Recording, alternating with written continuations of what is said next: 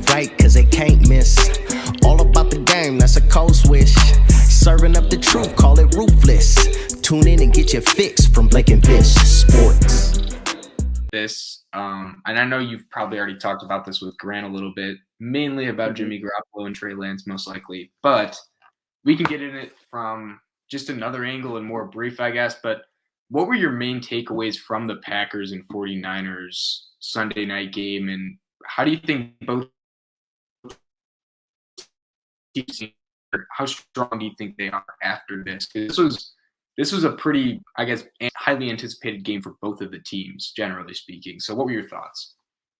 So I think my first takeaway is I think both of these teams are playoff teams in the NFC.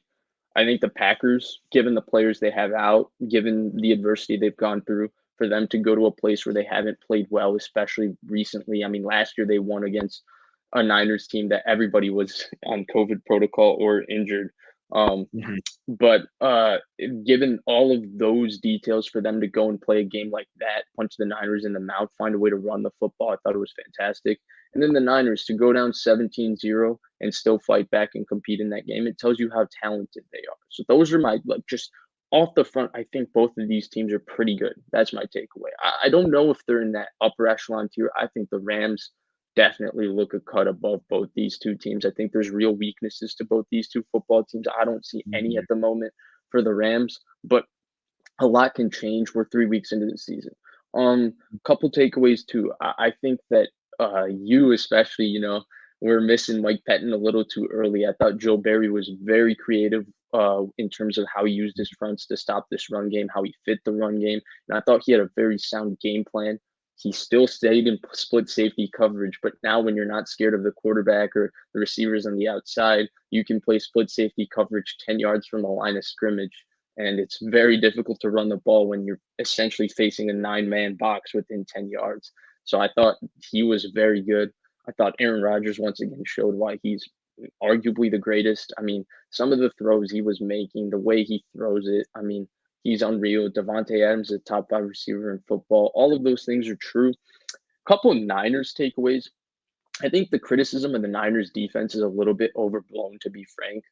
I think that the reason people are criticizing it is because they expected it to once again be an elite defense. It's not an elite defense anymore. It's just a good one. And a good defense against a red-hot Aaron Rodgers, when you lose the turnover battle 2-0, for them to still, hold them to 30 points, pretty solid day, and only 3 points off both those turnovers. It's good enough, in my opinion, in the modern NFL. I think my main disappointment was in the Niners offense. That Packers defense, even though they had a good game plan, they are still not they're not that talented to me. They have one player that really stands out, and then a few guys who are promising, like Eric Stokes. The one player that stands out is Alexander, and the interception he made is an interception only a special player makes. But more or less, I was very disappointed in the Niners offense. I know they picked it up at the end, but needing the boost of the kickoff return and all that, they were very flat-footed. I was disappointed from that standpoint.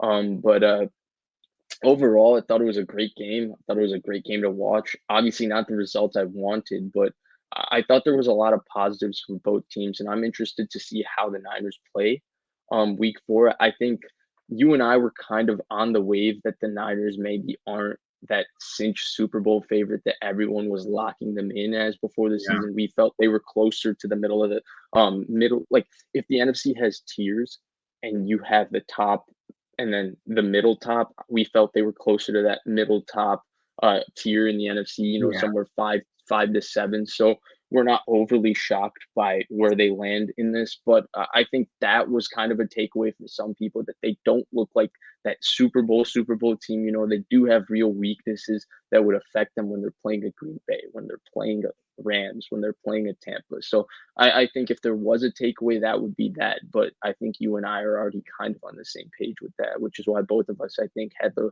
Niners as the 6th seed in our early season playoff predictions. So yeah. More or less. I think we both had him as wild card.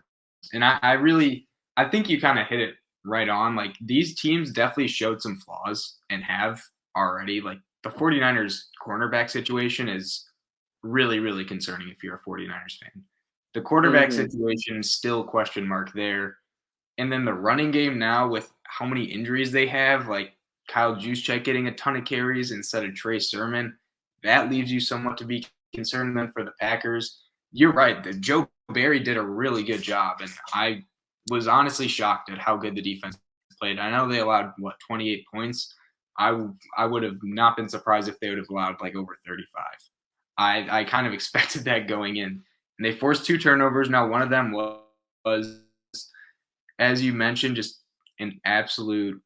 I mean, you can't really describe it any other ways, like a fluke or an anomaly. Jimmy Garoppolo threw it backwards or whatever. You can't be surprised at that. So that was surprising, but still, I think they did a great job against the run, which you can't say much. And also, too, Darnell Savage came downhill so fast on a lot of those in routes. Like, I Mhm. haven't seen him play that good at all this season until this game, and he struggled, I thought, pretty heavily, sorry, the first 2 weeks. But Mhm. besides that, getting to the Packers side of it, Josh Nijman, the starting left tackle, the third string left tackle who everyone thought was going to get destroyed, started off rough and then did a little better towards the end, but it wasn't even that. That's not why the O line looked good. I've not seen Aaron Rodgers get the ball out that fast or play and have so much respect for this type of a defensive line in so long. He was getting the ball out ridiculously fast.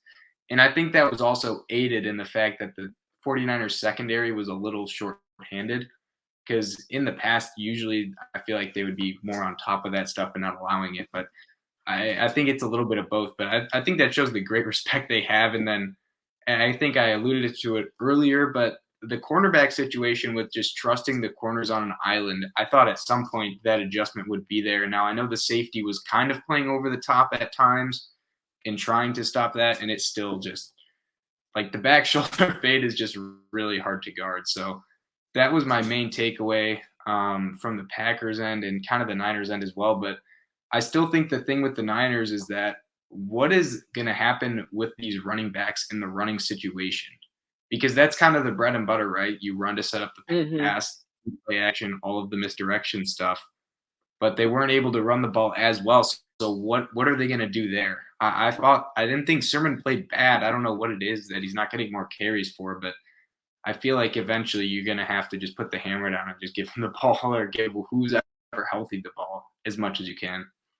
So I think you nailed a couple things on the head that I forgot to mention. The Aaron Rodgers getting the ball out of his hands quickly was a big detail because it, especially early in this ball game, it really neutralized a very amped up pass rush. Nick Bosa came to play very early in this ball game, Mhm. and they were able to get home. Besides the one time Armstead did, because Rodgers was getting rid of it and making such quick decisions.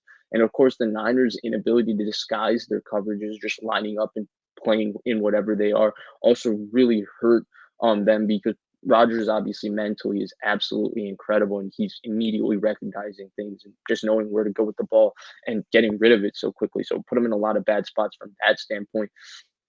I also think the run game thing is a real important detail because frankly, I don't think these Niners running backs are very good. I think that's kind of my big takeaway. I think I liked Sermon a lot coming out in the draft. I have not been. I thought he played okay in this game. I've not been impressed. You know, from a third round pick that you trade up for, you maybe expect a little bit more. I haven't seen that kind of juice or that kind of ability yet.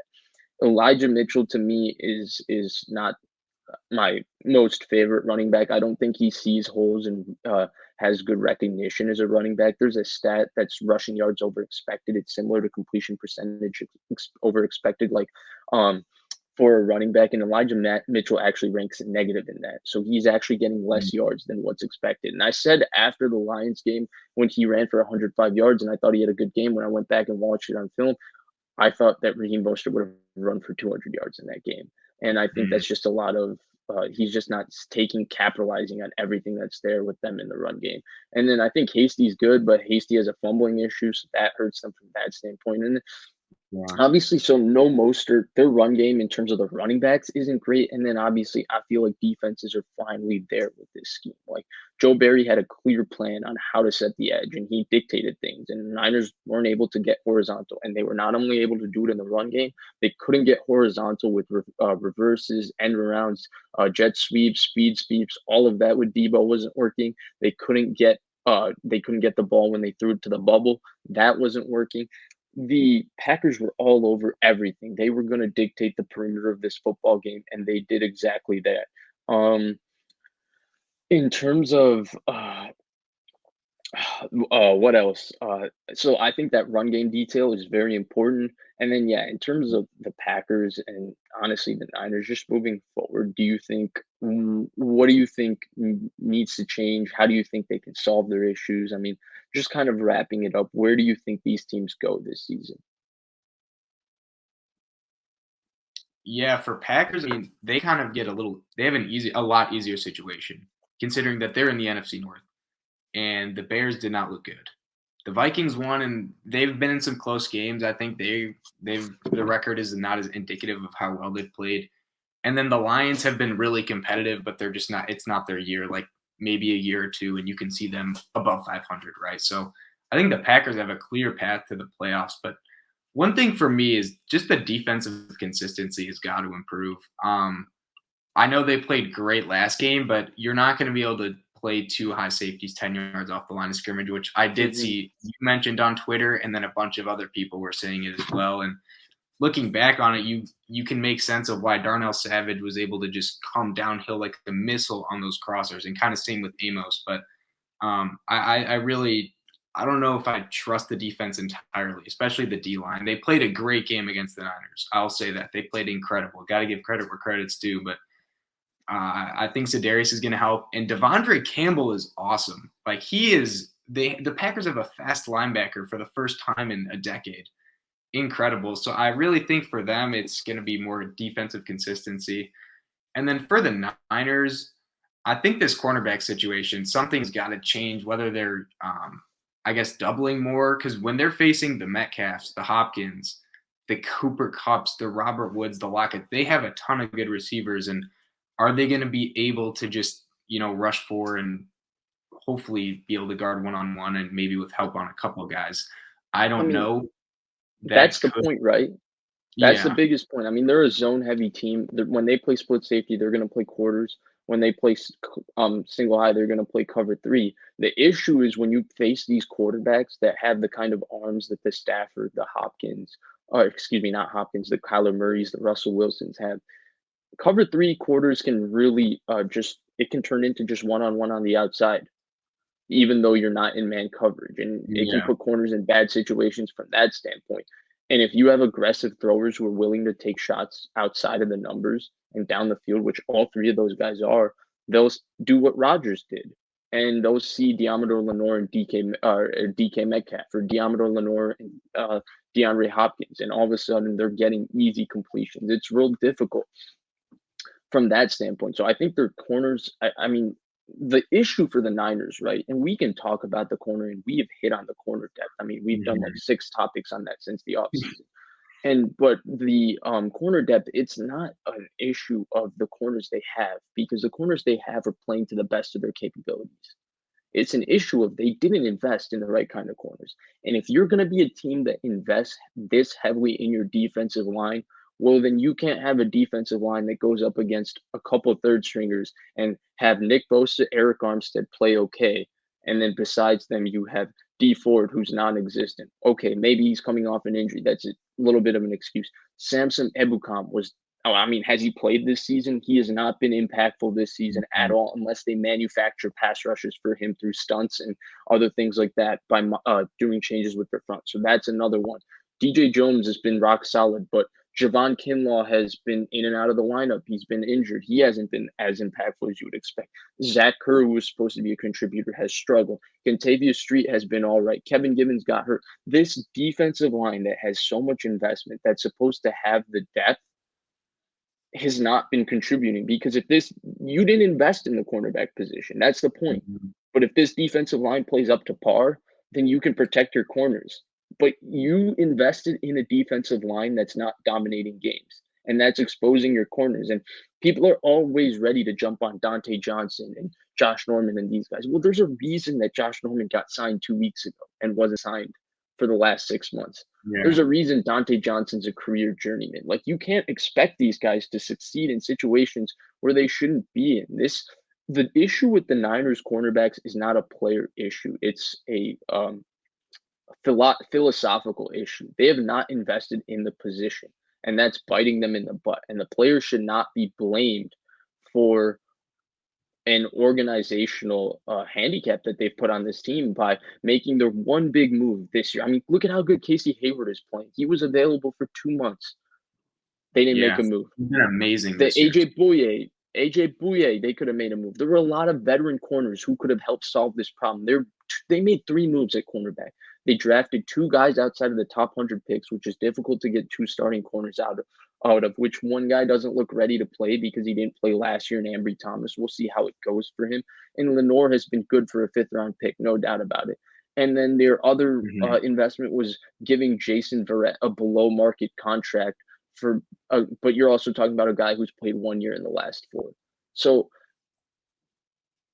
that level of investment that comes and bites you in the butt, and they have made their bed and they're going to lay in it with this cornerback issue because they have not invested in it. They drafted a guard over Asante Samuel Jr. Yeah, that's really coming back to hurt them because he's balled out so far. And even then, the guard's not even playing either, which is tough because Right. I thought Brunskill kind of got a bit exposed, was a little rough yesterday night, just generally speaking. Against the Packers front, that's not the most impressive. They started lining up Kenny Clark against him for that reason, to take advantage of the situation. And he was overpowering him. Yeah, he really was. But, And that's not to mention, right? Yeah. And this is where I don't want to get negative because I still think the Niners are a good football team and I still think they can make the playoffs and all of that. But what really shocks me, and I talked about this a little bit on Grant's show earlier, so I'm not going to rehash it totally. I think we got to move on to because we got a lot of other great stuff to talk about. What really doesn't make sense is the Niners are a win now team who didn't invest in anything in their first 2 rounds to win now. Like, they are masquerading themselves as a win now team, and they drafted a quarterback for 2022, and they did not help out the team that they want to win with now. And to me, that's either pretentious or they didn't expect to be a win now team because they signed everybody back before the draft. They should have known they were a win now team. That's why they're starting Jimmy Garoppolo. They have Super Bowl aspirations right here in 2021. Well, look at the Bucs roster. Look at the Rams roster. Look at the Browns roster. Look at the Buffalo Bills roster. And you're telling me that the Niners felt so confident in their roster, they didn't think they needed to utilize the number 12 overall pick to help them? They could just trade this year's first and 2 firsts down the road to go get a quarterback to start for them in 2022 because this year's roster could just compete with them by itself. That's where it doesn't make sense. And I don't know. Maybe they did expect Trey Lance to start year 1. I joked on Grant's show like that. I keep waiting, thinking that like Kyle Shanahan has this master plan. He's seen 14,605 different scenarios of this quarterback situation playing out. And this weird scenario that's taken place the last 6 months is the one scenario that's going to lead to the 49ers winning the Super Bowl. Avengers, Infinity War, Doctor Strange style. But honestly, at this exact moment, I'm not sure what's going on. I'm not sure what the 49ers' real goal is. And while I think they're a really good team with really talented players and they can win maybe a playoff game, I think there's a very defined ceiling on this team, especially with the quarterback they have starting. Yeah, I feel I wouldn't say that the Banks pick wasn't a win now because I feel like you can always use offensive line help. But I think the first round pick is where that's the one. That's the one that gets me because Banks. Yeah. He was a 4-year starter in college. They probably expected him to contribute. Yeah. And he just hasn't turned out. And there was other positions of need that, when you look at it in retrospect, you're like, wow, we could really use a guy here or another guy here. But trading up for Sermon. Yeah, that I still don't understand the trading up for a running back, especially when he hasn't looked good at all. And he was getting beat out by Elijah Mitchell, who was taken later in the draft too. That's where Hasty was undrafted. Yeah, that is a tough look, but yeah. There was a lot of good things to take away from the Niners-Packers game. Congrats, Blake. Your Packers got the W. Was a little shocked, but you deserved it. Yep. And so those are the main takeaways that we had from this Packers-Niners game, kind of the whole season and everything about that. So Joe Evans asked, Sorry, go ahead. I was just going to say we have a couple questions before we move on. We just had a few things to get to. Joe Evans said, thank you for the donation. Joe Evans says, love the show. 7-10 for the Niners, ? Secondary is too weak. I like the use of the secondary. Yeah, me too. I think I think they're a better team than 7-10. I still think that. Yeah, I'd have to agree. I mean, it's always feasible with more injuries and being in a tough division. I don't see this team going under 500 though. But I mean, it's not obviously out of the realm of possibilities with the division they have and all of that. So we'll see. I don't think they'll be 7-10 though. I would say at worst like 9-8. Yeah, I think they're going to be closer to 11-9, 11-6, 11-6, 9-8. But more importantly, I think 10-7, 9-8 is kind of where they're going to be. I think they're right. I don't think they are like 2019, where they are a cut above the rest of the NFC. They are. No.